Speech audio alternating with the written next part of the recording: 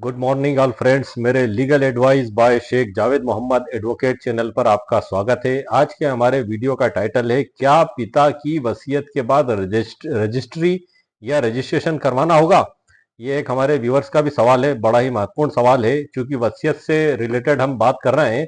और वसीयत के अधिकांश वीडियो में मैंने दो लाइनें आपको समझाने के लिए कही है वसीयत के मूल्य और महत्व को, कि लिखा है जो कागज पर ये आखिरी फरमान है, इस वसीयत के शब्दों में जिंदगी का अरमान है। जी हाँ सर, ये वसीयत आखिरी फरमान है, इसको अंतिम इच्छा पत्र भी कहते हैं। इसको लिखने के बाद व्यक्ति का कोई अरमान और फरमान नहीं रहता है और उसके मरने के बाद ये लागू होती है। ये इसको अंतिम इच्छा पत्र भी कहते हैं। भारतीय उत्तराधिकार अधिनियम 1925 की धारा 2H में भी इसको परिभाषित किया गया है। और ये सभी प्रावधानों में जो इसमें विल जो बताया गया है, सभी, चाहे वो मुस्लिम लॉ हो चाहे वो हिंदू लॉ हो, ये इसको अंतिम इच्छा पत्र ही माना जाता है। अब इसमें जो आज के वीडियो में हम जिन महत्वपूर्ण कानूनी टॉपिकों पर चर्चा करेंगे उसमें कुल 5 पॉइंटों पर हम चर्चा करेंगे।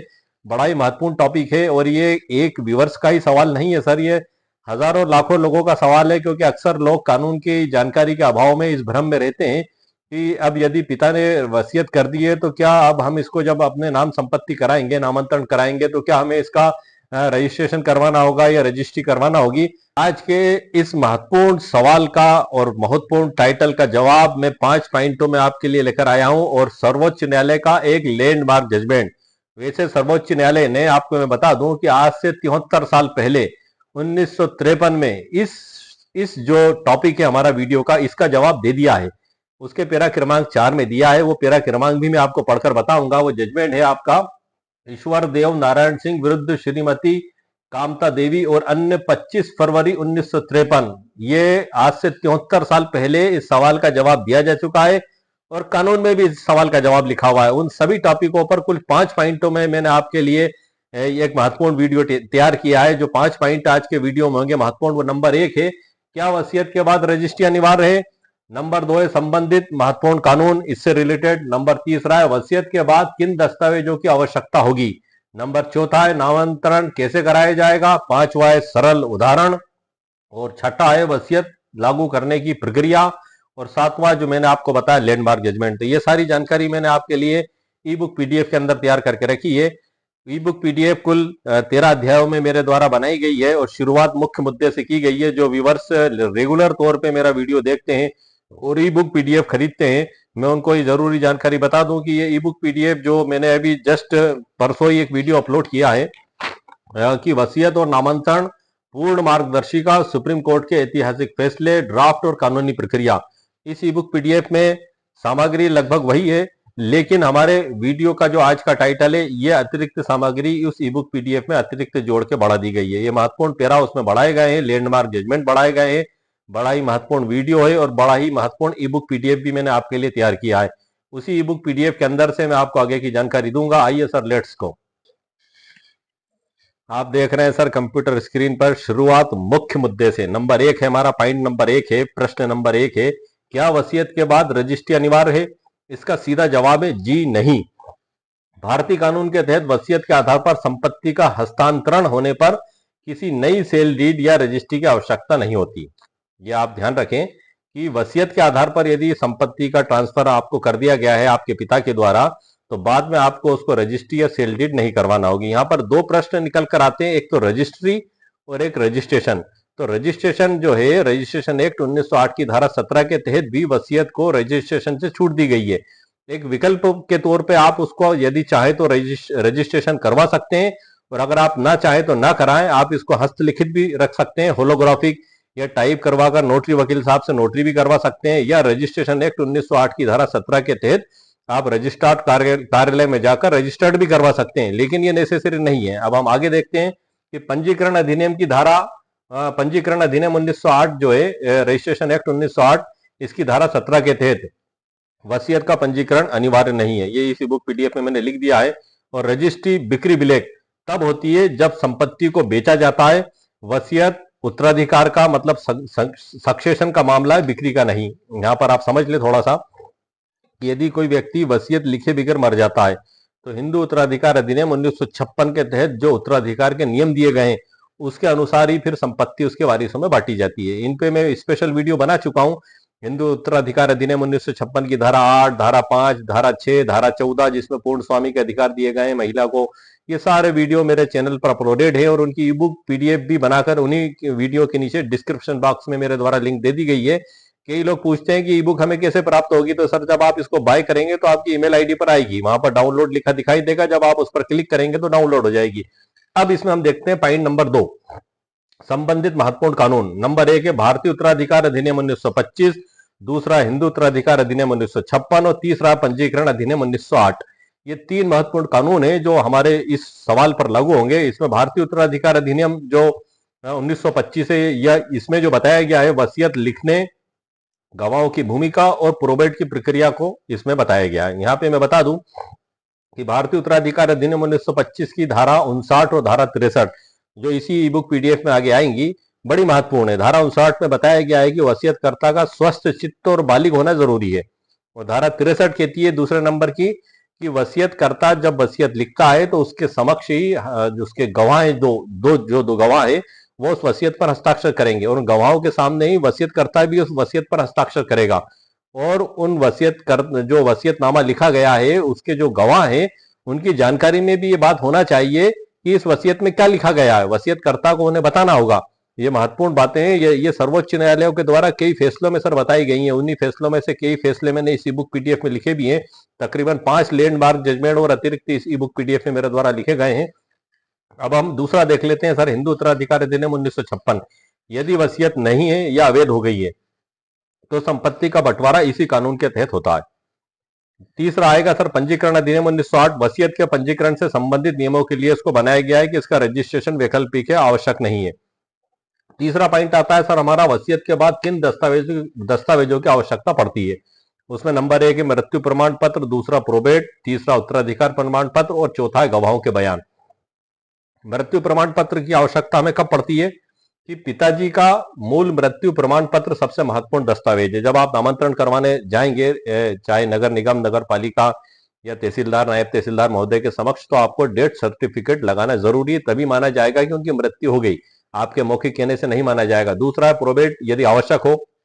कुछ शहरों में जैसे मुंबई, कोलकाता, चेन्नई में वसीयत को लागू करने के लिए कोर्ट से प्रोबेट लेना अनिवार्य होता है। अन्य जगहों पर यह अनिवार्य नहीं है, लेकिन विवाद की स्थिति में सुरक्षा देता है। यदि कोई विवाद नहीं है तो सब कुछ नियमानुसार आसानी के साथ हो जाएगा, और यदि विवाद पैदा हो गया तो फिर प्रोबेट आपको दाखिल करना पड़ेगा। प्रोबेट क्या होता है सर, ये एक प्रकार की डिक्लेरेशन है वो वसीयत की कि सत्य होने की घोषणा अदालत करेगी कि वसीयत विधि अनुसार सत्य लिखी गई है, फिर उसके आधार पर उसका नामांतरण किया जाएगा। दूसरा पॉइंट आता है सर हमारा सक्सेशन सर्टिफिकेट। यदि बैंक अकाउंट, शेयर या चल संपत्ति का मामला है तो इसकी जरूरत पड़ सकती है। गवाहों के बयान चौथे नंबर पे। यदि वसीयत रजिस्टर्ड नहीं है तो उन 2 गवाहों की पहचान और बयान जरूरी होंगे जिन्होंने वसीयत पर हस्ताक्षर किए थे, और रजिस्टर्ड भी है तब भी यदि आवश्यकता कोर्ट में पड़ती है, उसकी चुनौती दी जाती है, तब गवाहों के बयान की आवश्यकता पड़ती है। इसमें अगला कदम होता है सर हमारा म्यूटेशन, जिसको हम दाखिल खारिज कहते हैं। वसीयत के आधार पर संपत्ति अपने नाम करवाने के लिए आपको म्यूटेशन करवाना होगा। यदि आपने म्यूटेशन नहीं करवाया तो ना तो आप उस संपत्ति को बेच पाएंगे और ना ही आपको मालिकाना हक प्राप्त होंगे। आपको स्थानीय नगर निगम या राजस्व, जिसको हम तहसील कहते हैं, में वसीयत और मृत्यु प्रमाण पत्र के साथ आवेदन करना होगा। विभाजन जो विभाग है एक सार्वजनिक नोटिस जारी करेगा ताकि कोई आपत्ति हो तो दर्ज की जा सके। यदि कोई आपत्ति नहीं आती है तो संपत्ति सरकारी रिकॉर्ड में आपके नाम पे चढ़ जाती है। ये एक प्रक्रिया है इसकी जो इसमें अपनाई जाती है। अब इसमें नोटिस जारी किया जाता है, 15 दिन का समय दिया जाता है। अच्छा, यहाँ पे मैं बता दूं आपको कि सर जो नामांतरण का आवेदन किस प्रकार से होगा वसीयत के आधार पर, और उसमें जो बेनिफिशियरी है उसका जो शपथ पत्र लगेगा, लाभार्थी जिसको वसीयत में लाभ प्राप्त हो रहा है वो शपथ पत्र की ड्राफ्टिंग क्या होगी, नामांतरण आवेदन की ड्राफ्टिंग क्या होगी, इसके साथ जो 2 गवाह हैं उनके जो है कि गवाह की जो ड्राफ्टिंग किस प्रकार से की जाएगी, इस संपूर्ण महत्वपूर्ण जानकारी भी इस ई बुक पीडीएफ में अध्याय 7 और 8 में मेरे द्वारा दे दी गई है।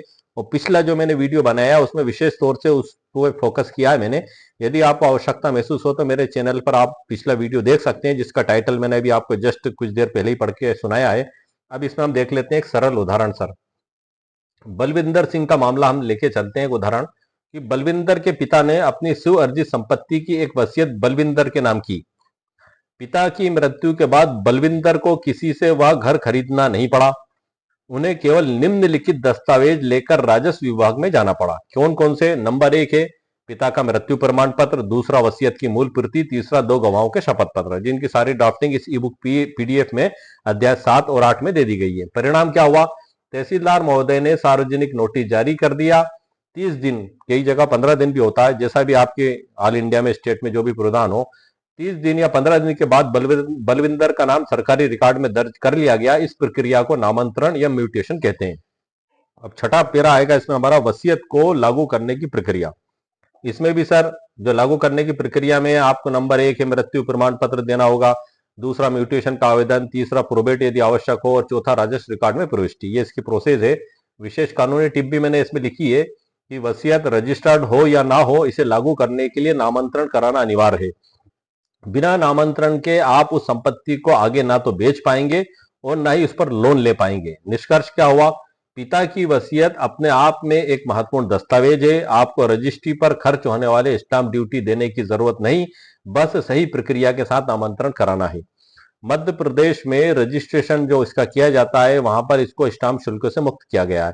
ऑल इंडिया में वसीयत को स्टाम्प शुल्क से मुक्त किया गया है। वैसे अमूमन जब हम रजिस्ट्री की खरीदी बिक्री की वसीयत कराने जाते हैं पंजीयन रजिस्ट्रार ऑफिस में, तो वहां पर हमें मध्य प्रदेश में तकरीबन 12%, 12.5%, 7.5% जो शासकीय गाइडलाइन दर के अनुसार उस संपत्ति का मूल्य होता है, उस पर इतनी राशि हमें देना पड़ती है। जैसे कि 1 लाख है तो 12,000, एक उदाहरण के तौर पर मैं बता रहा हूं, यदि 1 करोड़ रुपया है तो 12 लाख रुपए, इस प्रकार से। लेकिन आपको ये जान के बड़ी खुशी होगी कि वसीयत को इस स्टाम्प शुल्क से छूट प्रदान की गई है। ऑल इंडिया में आप कहीं भी हैं, यदि आप रजिस्ट्रार्ड कार्यालय में रजिस्ट्रेशन करवाने जाएंगे तो आपको किसी भी प्रकार की स्टाम्प ड्यूटी नहीं देना होगी, सिर्फ पंजीयन शुल्क देना होगी, जो मध्य प्रदेश में 1,000 रुपए के समथिंग है। ऑल इंडिया में कुछ परिवर्तन हो सकता है, लेकिन यहाँ पर आपको स्टाम्प ड्यूटी नहीं देना है। ये भारी भरकम जो स्टाम्प ड्यूटी है उससे छूट प्रदान की गई है, और ये बड़ा महत्वपूर्ण जो राहत है। उसके बाद भी कई लोग उसका रजिस्ट्रेशन नहीं करवाते हैं, वो उनकी कुछ वजह होंगी, तो वो 3 प्रकार से भी की जा सकती है। होलोग्राफिक टाइप करवा के नोटरी वकील साहब से, या रजिस्ट्रार कार्य में रजिस्टर्ड करवा के, आपकी इच्छा है जैसे आप करवाना चाहें। अब हम आते हैं सर लैंडमार्क जजमेंट पे, जो आज से 73 साल पहले सर्वोच्च न्यायालय ने इस महत्वपूर्ण मुद्दे को हल किया था कि रजिस्ट्रेशन एक्ट 1908 की धारा 17 के तहत वसीयत का रजिस्ट्रेशन अनिवार्य नहीं है। क्योंकि ये कानून में लिखा हुआ है, इसलिए हमें किसी सर्वोच्च न्यायालय के फैसले की भी आवश्यकता नहीं है। लेकिन सर्वोच्च न्यायालय के द्वारा भी लैंडमार्क जजमेंट में उस लिखे हुए कानून की पुष्टि की गई है, जो आप कंप्यूटर स्क्रीन पर देख रहे हैं। लैंडमार्क जजमेंट, इसके पैरा क्रमांक 4 में वो बात सर्वोच्च न्यायालय के द्वारा बताई गई है। मैं वर्ड टू वर्ड आपको पढ़कर बताऊंगा ताकि आप समझ सकें, क्योंकि हमारे वीडियो का टॉपिक भी यही है। आप देख रहे हैं कंप्यूटर स्क्रीन पर पूरा जजमेंट मैंने आपके लिए विशेष तौर से येलो कलर में बोल्ड हाईलाइट किया हुआ है। ईश्वर देव नारायण सिंह बनाम श्रीमती कामता देवी और अन्य 25 फरवरी 1953, समतुल्य उद्धरण AIR 1954 SC 280 1953 भाग 1 BLJR 690 AIR 1954 सुप्रीम कोर्ट 280। ये जजमेंट पूरा काफी बड़ा जजमेंट है, जो मैंने इसमें आपके लिए स्पेशली तौर पे इसको दिया है। और इसका मैं मुख्य पैरा जो मैंने हाईलाइट किया हुआ है, पैरा क्रमांक 4 आप देख रहे हैं, उस पर आता हूं कि जो हमारे वीडियो के टाइटल से संबंधित है, व्यूअर्स का भी सवाल है और कई लोगों के भी सवाल हैं, और कई लोगों के मन में डाउट और कंफ्यूजन भी रहता है कि क्या इसको हमने सादे कागज पर लिख ली तो अदालत मान्य करेगी, या नायब तहसीलदार या नगर निगम मान्य करेगा या नहीं? बिल्कुल करेगा सर। क्यों करेगा? क्योंकि कानून में ही लिखा हुआ है। कहाँ लिखा हुआ है? रजिस्ट्रेशन एक्ट 1908 की धारा 17 में ही बताया गया, 18 में बताया गया है। और सर्वोच्च न्यायालय के द्वारा इस लैंडमार्क जजमेंट में आज से 73 साल पहले सन 1953 में भी इस बात को जो है कि क्लियर कर दिया गया था, इस डाउट को दूर कर दिया गया था। मैं वर्ड टू वर्ड पढ़ रहा हूं सर, आप ध्यान से सुनिएगा। ये जजमेंट का पैरा क्रमांक 4 है सर। उच्च न्यायालय ने इस तथ्य पर भरोसा किया कि वसीयत का पंजीकरण नहीं कराया गया था और न ही इसे जिला रजिस्ट्रार के पास जमा कराया गया था। कानून में ऐसा कोई प्रावधान नहीं है जो वसीयत के पंजीकरण को अनिवार्य बनाता हो, और अधिकांश मामलों में वसीयत का पंजीकरण होता ही नहीं है। वसीयत के पंजीकरण न होने के आधार पर उसकी प्रामाणिकता के विरुद्ध कोई भी निष्कर्ष निकालना हमें पूर्णतः अनुचित प्रतीत होता है। ये सर्वोच्च न्यायालय के द्वारा बताया गया था, और किस तारतम्य में बताया गया था? हाईकोर्ट ने जो निष्कर्ष निकाला था, हाईकोर्ट ने क्या निकाला था? उच्च न्यायालय ने इस तथ्य पर भरोसा किया। किस तथ्य पर? कि वसीयत का पंजीकरण नहीं कराया गया था और न ही इसे जिला रजिस्ट्रार के पास जमा कराया गया था। तो सर्वोच्च न्यायालय ने इसमें क्या कहा कि कानून में ऐसा कोई प्रावधान नहीं है जो वसीयत के पंजीकरण को अनिवार्य बनाता हो, और अधिकांश मामलों में वसीयत का पंजीकरण होता ही नहीं है। वसीयत का पंजीकरण न होने के आधार पर उसकी प्रमाणिकता के विरुद्ध कोई भी निष्कर्ष निकालना हमें पूर्णतः अनुचित प्रतीत होता है। तो ये सर आज के वीडियो के टाइटल का मुकम्मल कानूनी जवाब मैं आपको दे चुका हूं, जो हमारे वीडियो का बड़ा महत्वपूर्ण कानून जवाब था, बड़ा ही महत्वपूर्ण टाइटल था। ये एक आम व्यक्ति के मन में अक्सर ये सवाल उठते हैं। इस जजमेंट की सरल व्याख्या भी मैं आपको, जो मैंने इसी पीडीएफ में आगे की, पढ़ के बताता हूं। इस सर्वोच्च न्यायालय के महत्वपूर्ण लैंडमार्क जजमेंट जो आज से 73 साल पहले दिया गया था 1953 में, उसमें क्या तथ्य थे और निचली अदालत से सर्वोच्च न्यायालय तक क्या इसमें डिसीजन दिए गए, इस पर हम चर्चा कर लेते हैं। नंबर 1, मामले के संक्षिप्त तथ्य। वसीयतकर्ता जगदीश्वर प्रसाद सिंह, जिनकी मृत्यु 18 अगस्त 1934 को हुई थी। वसीयत की क्या स्थिति थी? उन्होंने 1930 में एक वसीयत की थी जो रजिस्टर्ड नहीं थी। वसीयत पर 2 गवाह, एक वकील और एक मजिस्ट्रेट के हस्ताक्षर थे। विवाद क्या हुआ? वसीयतकर्ता की बेटी श्रीमती कामता देवी ने इसे चुनौती दी। निचली अदालत और हाई कोर्ट ने वसीयत को इस आधार पर खारिज कर दिया कि वह रजिस्टर्ड नहीं थी और इसे संपत्ति का दान ठाकुर जी को अनिश्चित था। दूसरा पैरा आता है इसमें सुप्रीम कोर्ट का जो ऐतिहासिक फैसला है, उसका पैराग्राफ क्रमांक 4, जो मैंने जस्ट अभी आपको पढ़ के बताया था, उसी की सरल व्याख्या इसमें की है। सुप्रीम कोर्ट के जस्टिस एस.आर. दास ने इस मामले में हाई कोर्ट के तर्क को पूरी तरह खारिज कर दिया। जजमेंट का सबसे महत्वपूर्ण हिस्सा जो आपके काम का है, पैराग्राफ 4 में दिया गया है। कानून में ऐसा कोई प्रावधान नहीं है जो वसीयत के पंजीकरण को अनिवार्य बनाता हो। वसीयत के पंजीकरण न होने के आधार पर उसकी प्रमाणिकता के विरुद्ध कोई भी निष्कर्ष निकालना पूर्णतः अनुचित है। इस जजमेंट में 3 सिद्धांत प्रतिपादित किए गए थे और तीनों सिद्धांत मैं आपको बता देता हूं। नंबर 1 है पंजीकरण अनिवार्य नहीं है। नंबर 2 है वसीयतनामा न्यायालय का सीमित अधिकार, और तीसरा अप्राकृतिक वसीयत का भ्रम। पंजीकरण अनिवार्य नहीं है, ये तो मैंने आपको बता दिया। दूसरा मैं आपको बता देता हूं, इसमें कोर्ट ने कहा है कि कोर्ट का काम केवल यह देखना है कि क्या वसीयत सही तरीके से लिखी गई है और क्या वसीयतकर्ता दिमागी रूप से स्वस्थ था। ये कोर्ट का काम है मुख्य रूप से देखना। वसीयत के अंदर क्या लिखा है, जैसे दान देना या किसी को हिस्सा न देना, या वसीयत को अवैध नहीं बनाता। तीसरा पॉइंट इसमें जो अप्राकृतिक वसीयत का भ्रम। अगर कोई पिता अपनी बेटी को कम संपत्ति देकर दान पुण्य करता है तो इसे अप्राकृतिक कहकर वसीयत रद्द नहीं की जा सकती। व्यक्ति अपनी संपत्ति का मालिक है, वह जिसे चाहे उसे दे सकता है। इसमें विशेष टिप भी मेरे द्वारा लिखी गई है। ये सर्वोच्च न्यायालय के मुख्य सिद्धांत थे सर, जो मैंने आपको बताया है। और पंजीकरण अधिनियम की धारा 17 और 18 के बारे में भी बता दूं, यद्यपि इस जजमेंट में ट्विस्ट में धारा 17 का सीधा अंकन नहीं किया है। मतलब इस पूरे जजमेंट में कहीं भी ये नहीं लिखा है, ये शब्द की रजिस्ट्रेशन एक्ट 1908 की धारा 17 कहीं भी नहीं लिखा हुआ है, लेकिन पैरा क्रमांक 4 में ये स्पष्ट कर दिया गया है कि कोर्ट का यह कहना है कि कानून में पंजीकरण का कोई अनिवार्य प्रावधान नहीं है। सीधे तौर पर पंजीकरण अधिनियम की धारा 18 की पुष्टि करता है, जो वसीयत को वैकल्पिक श्रेणी में रखती है। ये मैं आपको स्पष्ट कर दूं, पूरे जजमेंट में आप देखेंगे। अब प्रश्न एक आता है सर हमारे सामने, क्या यह लैंडमार्क जजमेंट है? यदि हाँ तो क्यों और कैसे? भाई आज से 73 साल पहला इस कानूनी उलझन को सर्वोच्च न्यायालय के द्वारा सुलझा दिया गया। आखिर लैंडमार्क है तो क्यों और कैसे, इस पे भी हम चर्चा कर लेते हैं। ईश्वर देव नारायण सिंह बनाम श्रीमती कांता देवी 1953 न केवल एक पुराना फैसला है, बल्कि यह वसीयत के कानून का भारत का सबसे महत्वपूर्ण लैंडमार्क जजमेंट माना जाता है। इसे लैंडमार्क क्यों माना जाता है, इसका महत्व क्या है, इसके मुख्य 4 कारण दिए गए हैं, जो मैं आपको बताता हूं। नंबर 1 है वसीयत का पंजीकरण के भ्रम का अंत। इसमें किया गया है इस लैंडमार्क जजमेंट में। यह फैसला लैंडमार्क इसलिए है क्योंकि इसने इस समय 1953 में, आप समझ सकते हैं सर 1973 कितना पुराना जजमेंट है सर। मतलब 1947 में देश आजाद हुआ, 47 के बाद 48, 49, 50, 51, 52, 53, मात्र 6 साल बाद। उस समय भारत देश की क्या स्थिति रही होगी? कहाँ लाइट थी, कई कई जगह लाइट नहीं थी, सड़कें थी, सड़कें नहीं थी, मोबाइल थे ही नहीं, और जो है कि टीवियां भी नहीं थी, और ना कोई डिस्क थी, ना कोई कंप्यूटर थे। मतलब उस स्थिति को आप समझ सकते हैं कि एक भारत की क्या उस समय स्थिति थी। लेकिन उस समय भी सर्वोच्च न्यायालय ने इस भ्रम को दूर किया और उसमें बताया है कि जिसे आज भी हर वकील और जज मानता है, वसीयत का रजिस्ट्रेशन अनिवार्य नहीं है। कैसे उच्च न्यायालय ने वसीयत को इस आधार पर शक की नजर से देखा था कि वह रजिस्टर्ड नहीं थी? सुप्रीम कोर्ट ने इसे पलटते हुए कहा कि पंजीकरण अधिनियम में ऐसा कोई नियम नहीं है। यह निर्णय आज भी अनरजिस्टर्ड वसीयतों के लिए सबसे बड़ा सुरक्षा कवच है। पॉइंट नंबर 2 देख लेते हैं, इसके लैंडमार्क होने के लिए ये जो पॉइंट मैंने तैयार किए हैं। वसीयतनामा न्यायालय की सीमाएं तय करता है। यह जजमेंट कानून के एक मूलभूत सिद्धांतों को प्रतिपादित करता है। क्यों?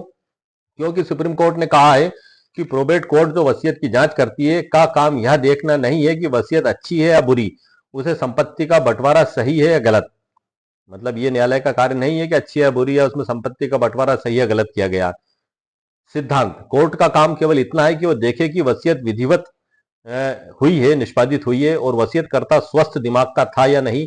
वसीयत की शर्तों की व्याख्या करना सिविल कोर्ट का काम है, प्रोच करना। इस केस में हाई कोर्ट ने कहा था कि वसीयत अप्राकृतिक अननेचुरल है, क्योंकि पिता ने अपनी बेटी को केवल शादी का खर्च दिया और बाकी संपत्ति मंदिर को दान कर दी। लैंडमार्क इसको क्यों कहा गया है कि सुप्रीम कोर्ट ने कहा कि वसीयत का मतलब ही यह है कि कोई व्यक्ति अपनी मर्जी से संपत्ति देना चाहता है। अगर पिता अपनी बेटी को कम संपत्ति देता है तो केवल इस आधार पर वसीयत को फर्जी नहीं माना जा सकता। वसीयतकर्ता की इच्छा सर्वोपरि है। नंबर चौथा आएगा साक्ष्य का महत्व, एविडेंस ऑफ सस्पेशन। इस केस में गवाह सहदेव सिंह एक वकील की गवाही को हाईकोर्ट ने संदेह से देखा था। सुप्रीम कोर्ट ने कहा कि बिना किसी पुख्ता सबूत के किसी प्रतिष्ठित व्यक्ति जैसे वकील या मजिस्ट्रेट की गवाही को केवल संदेह के आधार पर खारिज नहीं किया जा सकता। यह फैसला गवाहों की विश्वसनीयता को आंकने के लिए एक मिसाल बन गया। लैंडमार्क क्यों है सर इसको? क्योंकि इस जजमेंट में वसीयतकर्ता की स्वतंत्रता के अधिकार को संवैधानिक मजबूती दी। इसने साफ कर दिया कि कानूनन रजिस्ट्रेशन नहीं सत्यता देखता है। दूसरा है कोर्ट वसीयत की पसंद पर सवाल नहीं उठा सकता। तीसरा वसीयत के पंजीकरण न होने से उसकी प्रामाणिकता कम नहीं होती। तो आज के हमारे वीडियो के टाइटल का मुकम्मल कानूनी जवाब सर मैं आपको दे चुका हूं सर्वोच्च न्यायालय के लैंडमार्क जजमेंट के साथ। और इसमें जो आगे बताया गया ऐतिहासिक फैसले और अनधिकार कुछ और ऐतिहासिक फैसले मैंने लिखे हुए हैं, मैं आपको उससे भी परिचित करा देता हूं। हमारे जो वीडियो का टाइटल है वो तो सर पूर्ण हो चुका है, लेकिन ये वसीयत से संबंधित है। जैसे कि जितेंद्र सिंह बनाम मध्य प्रदेश राज्य 2021 का है। इसमें ये बताया है कि आप यदि कोई फर्जी तरीके से वसीयत के आधार पर नामांतरण करा लिया तो नामांतरण से मालिकाना हक पैदा नहीं होता, यह केवल लगान वसूलने की एक प्रशासनिक प्रक्रिया है। दूसरा है सवाई सिंह बनाम मध्य प्रदेश राज्य। इसमें तहसीलदार या राजस्व अधिकारियों को यह अधिकार नहीं है कि वह जमीन के मालिकाना हक का फैसला करें। तीसरा है नरेंद्र सिंह राव बनाम एवीएम महेंद्र सिंह राव 2013। इसमें बताया है कि वसीयत को कानूनी रूप से प्रमाणित करना अनिवार्य है, बिना साक्ष्य और उचित प्रक्रिया के वसीयत मान्य नहीं होती। चौथा है बलवंत सिंह बनाम मुलायम सिंह। इसमें राजस्व रिकॉर्ड में नाम दर्ज होना या कटना मालकाना हक को खत्म नहीं करता, असली हक टाइटल जैसे डीड या रजिस्ट्री से तय होता है। और पांचवा है H Venkatachala Iyengar B N Thimmamma 1958। इसमें बताया वसीयत को साबित करने का सबसे बड़ा नियम, यदि वसीयत संदिग्ध है तो उसे साबित करने की जिम्मेदारी उस व्यक्ति की है जिसे वसीयत से फायदा हो रहा है। ये 5 लैंडमार्क जजमेंट है सर, आपके लिए बड़े महत्वपूर्ण है, हमारे वीडियो के टाइटल से संबंधित है और एक आम व्यक्ति भी इसको अपने लिए उपयोग कर सकता है। जैसे वकील के माध्यम से आप दलील में बता सकते हैं, नोटिस का जवाब और समझौते में उपयोग। और वसीयत और नामांतरण की पूरी जो सुप्रीम कोर्ट ने बताया है उसके बारे में इसमें मैंने डिटेल लिखा हुआ है। ये कुल 4-5 भागों में इसको बांटा गया है। अब मैं इसको आपको वीडियो के प्रारंभ में इसके टाइटल से भी परिचित करा देता हूँ। आप कंप्यूटर स्क्रीन पर देख रहे हैं, पिता की वसीयत के बाद क्या दोबारा रजिस्ट्री या रजिस्ट्रेशन करानी होगी, जानिए असली कानून। ये जो है ये हमारे वीडियो का भी टाइटल है और ई बुक का भी टाइटल है। इसकी विषय सूची में आपको बता दूं, अध्याय 1 में नामांतरण का परिचय, अध्याय 2 में पिता की वसीयत, विल और नामांतरण विशेष सत्र, जो अभी हमने जिस टाइटल पर चर्चा की है उसके बारे में कुछ अलग तरीके से अध्याय 2 में मेरे द्वारा दी गई है जानकारी। तीसरा आता है वसीयत के साथ लगने वाले आवश्यक दस्तावेज जैसे मृत्यु प्रमाण पत्र, गवाह, शपथ पत्र वगैरह। अध्याय 4 में सुप्रीम कोर्ट के लैंडमार्क जजमेंट और अध्याय 5 में नामांतरण के अन्य प्रकार और प्रक्रिया। अध्याय 6 में आवेदन प्रक्रिया स्टेप बाय स्टेप गाइड। अध्याय 7 में ड्राफ्टिंग वसीयत और नामांतरण आवेदन और अध्याय 8 में शपथ पत्र के कानूनी ड्राफ्ट। जब आप वसीयत का आवेदन लेकर जाएंगे तो आपको ये पता होना चाहिए कि उस आवेदन में हमें क्या महत्वपूर्ण बातें लिखना है। उस आवेदन की एक आइडियल ड्राफ्ट इस ई बुक पीडीएफ में अध्याय 7 में मेरे द्वारा तैयार की गई है। उस आवेदन के समर्थन में लगने वाला बेनिफिशरी का शपथ पत्र और उसके गवाहों के जो शपथ पत्र हैं उनकी भी आइडियल ड्राफ्ट इस ई बुक पीडीएफ के अध्याय 7 और 8 में मेरे द्वारा दे दी गई है। और इस पे स्पेशल वीडियो मैंने जस्ट जो बनाया है मेरे चैनल पर अपलोडेड भी है, उसका टाइटल है वसीयत और नामांतरण पूर्ण मार्गदर्शिका, सुप्रीम कोर्ट के ऐतिहासिक फैसले, ड्राफ्ट्स और कानूनी प्रक्रिया। इसमें पूरे डिटेल में मैंने उसको पढ़ के भी बताया है। जो नामांतरण आवेदन है वसीयत के आधार पर, शपथ पत्र, पूरी जानकारी और इस ई बुक पीडीएफ में मौजूद है। अध्याय 9 में सुप्रीम कोर्ट के लैंडमार्क जजमेंट और अध्याय 10 में आपत्तियां और उनका मामला कि यदि परिवार का कोई सदस्य वसीयत को चुनौती दे तो आपको क्या करना होगा। विवादित नामांतरण और सुनवाई में साक्ष्य आप किस प्रकार से कराएंगे। अध्याय 11 में अपील और पुनरीक्षण, 12 में चेकलिस्ट और निष्कर्ष और 13 में सुप्रीम कोर्ट के ऐतिहासिक फैसले। उसके बाद सर हमारी प्रस्तावना चालू होती है, और प्रस्तावना के बाद हमारा आता है डिस्क्लेमर। ये ई बुक पीडीएफ है, जो तकरीबन जहाँ तक मुझे इसमें दिखाई दे रहा है सर, मैं आपको बता दूं, लगभग 99 पेज इसमें है। पीडीएफ बनने के बाद इसमें कुछ पेज कम हो जाते हैं। तो आज के वीडियो में सर, क्या पिता के द्वारा की गई वसीयत की रजिस्ट्री या रजिस्ट्रेशन करवाना अनिवार्य है, आवश्यक है? एक हमारे व्यूअर्स का भी सवाल था, बड़ा महत्वपूर्ण सवाल था, क्योंकि हमारे अभी जिन टॉपिकों पर मैं वीडियो बना रहा हूँ उसी से संबंधित है। इसकी सारी सामग्री और कानून सब कुछ मेरे नॉलेज में भी था और मौजूद भी था, इसलिए मैंने इस पर तुरंत वीडियो बना दिया। मेरे कई व्यूअर्स के कई सवाल भी इसमें मैं कमेंट्स में पढ़ता रहता हूँ, तो जब मैं उस टॉपिक को लूंगा तब उन टॉपिकों पर भी सर लगातार आपके लिए वीडियो बनाऊंगा और आपके सभी सवालों के जवाब देने की कोशिश करूंगा। ये एक ई बुक पीडीएफ है, इसका उपयोग आप सिर्फ अपने उपयोग के लिए कर सकते हैं। इसे आप कोर्ट में पेश नहीं कर सकते, न तहसीलदार या किसी भी सरकारी विभाग में पेश नहीं कर सकते, लेकिन इसके अंदर जो कानून दिए गए हैं, जो लैंडमार्क जजमेंट दिए गए, उन्हें आप पेश कर सकते हैं। ये लैंडमार्क जजमेंट है सर, कानून एक समंदर है, उस समंदर में से मोती ढूंढ के लाना कोई इतना आसान नहीं होता है, लेकिन असंभव नहीं है, क्योंकि असंभव कुछ होता ही नहीं है। क्योंकि आपने यदि कोशिश की तो सफलता जरूर मिलती है। मैंने कोशिश की, आपके लिए ढूंढ लाया सर मैं इन लैंडमार्क जजमेंटों को। आप अगर इनको ढूंढ ढूंढ के भी परेशान होंगे तो आपको मिलना मुश्किल होंगे, क्योंकि कोशिश करने वालों की कभी हार नहीं होती, लहरों से डर कर नौका पार नहीं होती। नन्ही चींटी दाना लेकर चढ़ती है, चढ़ती दीवारों पर 100 बार फिसलती है, चढ़कर गिरना गिरकर चढ़ना ना करता है, मेहनत उसकी बेकार नहीं होती, कोशिश करने वालों की कभी हार नहीं होती। असफलता एक चुनौती है, इसे स्वीकार करो, क्या कमी रह गई देखो और सुधार करो।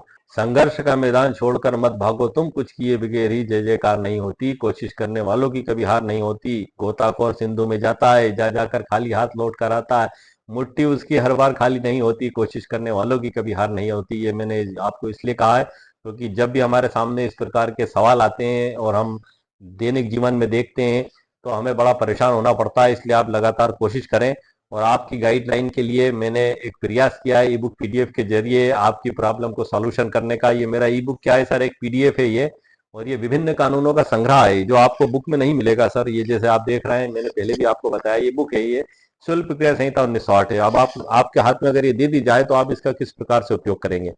आप नहीं कर पाएंगे सर। एक वकील साहब कर सकते हैं, लेकिन वही वकील साहब जिन्होंने इसको पढ़ा है। तो इस पे जो महत्वपूर्ण बातें दी गई हैं, उन महत्वपूर्ण बातों को आपकी प्रॉब्लम को फोकस करते हुए कि वो आपकी प्रॉब्लम को किस प्रकार से हल कर सकती है, मेरे द्वारा ई बुक पीडीएफ बनाया जाता है। इसकी बुक भी मेरे द्वारा सर तैयार की जा रही है। अब के व्यूअर्स का कहना है कि सर आप जो पीडीएफ बनाते हैं उसकी हमें बुक भी बनाकर दें, तो वो भी सर मैं बनाकर आपके लिए तैयार कर रहा हूं, लेकिन सर उसमें परिस्थितियां कुछ अलग हो जाती हैं। उसमें प्रिंटिंग चार्ज, डिलीवरी चार्ज और जीएसटी और उनके मार्केट प्लस चार्ज के आधार पे ये 299 रुपये ही सर वो 1200-1300 रुपये पर पहुंच जाते हैं। और कुछ इंडिया से बाहर के जो व्यूवर्स हैं सर, वो भी जो ई बुक्स खरीदना चाहते हैं, तो उनके लिए भी मैंने आवश्यक तैयारी कर दी है और वो गूगल पर अपलोड करना चालू कर दिए। लेकिन वहां पर भी सर ये 299 रुपये में GST charge, market plus charge, global charge सब मिलाकर ये ई बुक पीडीएफ वहां पर 699 रुपये में पड़ती है। लेकिन जो लिंक मैं आपको देता हूँ सिर्फ भारत के लोगों के लिए, वो वीडियो के नीचे डिस्क्रिप्शन बॉक्स में वही सबसे सस्ता, सरल और सुंदर रास्ता है, जहां आपको मात्र 299 रुपये में प्राप्त हो जाती है। इसी बुक के अंदर से जानकारी देने का मेरा मकसद यही रहता है कि इसको खरीदने से पहले आप मेरे वीडियो को में देख लें, सुन लें और समझ लें। यदि उसके बाद आपको लगता है कि आपके लिए उपयोगी है, तभी आप इसको खरीदें। यदि आपको ऐसा लगता है आपको कि आपके लिए उपयोगी नहीं है, तो आप इसको नहीं खरीदें, क्योंकि आप सीधे ही अगर मेरी वेबसाइट पर इसको खरीदने के लिए जाएंगे तो वहां पर अंदर की सामग्री दिखाई नहीं देगी, वहां पे सिर्फ डिस्क्रिप्शन दिखाई देगा आपको। डिस्क्रिप्शन के बाद जब आप 299 रुपये का भुगतान करेंगे, तब आपकी ईमेल आईडी पर डाउनलोड का मैसेज आएगा, आप डाउनलोड करेंगे तब आप वहां पर पढ़ पाएंगे। तो आपको इतना भुगतान करने से पहले ही मैं आपको इसको अंदर से परिचित कराकर जानकारी दे रहा हूं, ताकि आपको भुगतान करने के बाद ऐसा ना लगे कि यार ये हमारे लिए आवश्यक नहीं थी, हमने इसको क्यों खरीद ली। इसलिए मैं इसके अंदर से ही जानकारी देता हूं सर कि इसमें क्या लिखा हुआ है और किस टॉपिक पर बनाई गई है, कितने अध्याय है, ताकि आप भली भांति परिचित हो लें, समझ लें, और उसके बाद आपको आवश्यकता लगती है तो आप इसको खरीद सकते हैं। इसको खरीदने की प्रक्रिया क्या होगी सर, वीडियो के नीचे डिस्क्रिप्शन बॉक्स में लिंक दी गई है इसकी। आप उस लिंक पर जैसे ही क्लिक करेंगे तो आपको ईमेल आईडी और मोबाइल नंबर उसमें लिखना होगा। आप जब लिखेंगे उसके बाद क्लिक करेंगे, भुगतान का ऑप्शन भी आएगा, आप भुगतान करेंगे। जैसे ही 299 रुपये का भुगतान करेंगे तो आपकी ईमेल आईडी पर मैसेज आएगा सर, और उसमें आप तुरंत ईमेल आईडी खोल कर देखें, वहां पर आपको डाउनलोड लिखा दिखाई देगा, उस डाउनलोड पर आप क्लिक करेंगे तो आपके मोबाइल पर भी डाउनलोड हो जाएगी, कंप्यूटर, स्मार्टफोन जहां भी हो आपकी डाउनलोड हो जाएगी। आप इसको वहां पर आप जाकर पढ़ सकते हैं और इसमें दिए गए कानूनों को आप अपने केस में आप उपयोग कर सकते हैं, या आपके मन में कोई डाउट और भ्रम है तो उनको भी दूर कर सकते हैं। मैं और मेरा चैनल सर केस हारने और जीतने का दावा नहीं करता। फैसला जज साहब के द्वारा केस की परिस्थिति और गुण दोषों के आधार पर दिया जाएगा। मेरे द्वारा दी गई ई बुक, पीडीएफ और वीडियो में दी गई कानूनी जानकारी पर अमल करने से पहले आप आपके वकील साहब से जरूर सलाह मशवरा कर लें, क्योंकि हर केस की परिस्थिति और हालात अलग अलग होते हैं। उस पर किस प्रकार से लागू होगा वो भली भांति जानते हैं। आपको उसमें आवश्यक जानकारी जरूर प्रदान करेंगे। तो आज के वीडियो में सर मैंने आपको मुकम्मल कानूनी जानकारी प्रदान कर दी है। उम्मीद है आपको मेरा वीडियो पसंद आया होगा। मेरे वीडियो को आप लाइक भी करें, शेयर भी करें, सब्सक्राइब भी करें। ओके, शुक्रिया, थैंक यू सर।